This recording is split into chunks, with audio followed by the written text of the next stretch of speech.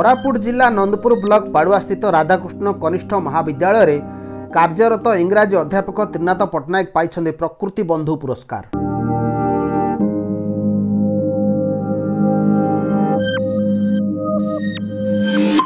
जंगली सुरक्षा नूतन वनीकरण क्षेत्र में श्री पट्टनायक अवदान और जनसाधारण को प्रेरणा प्रदान दिगरे से प्रमुख भूमिका निर्वाह करिथिबारु एही सम्मान दिया जाइथिबार जणापड़ी।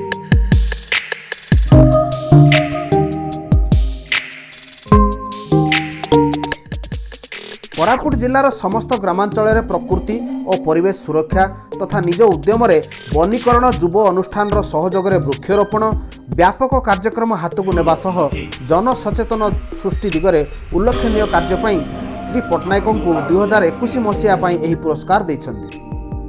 कोविड कटकणा सह सामाजिक दूरता पालन स्वरूप जिला जंगल विभाग कार्यालय परिसर में कोरापुट जिला वनखंड अधिकारी मिस रिंकू कुमारी श्री पट्टनायक को प्रकृति बंधु सम्मान में सम्मानित करने जाई मानपत्र पुरस्कार प्रदान स्वरूप संबर्धित करने सह 10,000 टंकार एक चेक श्री पट्टनायक एवं सेमलीगुड़ार पूर्वतन सरपंच पीतवास किरसानी एकाउंट को प्रदान करिसेंति। अध्यापक श्री पट्टनायक यही पुरस्कार पाइथिबारु जिलार अध्यापक मानक सह विद्यालयर छात्र छात्री माने खुशी व्यक्त करने सह अभिनंदन जणाइछन्ति।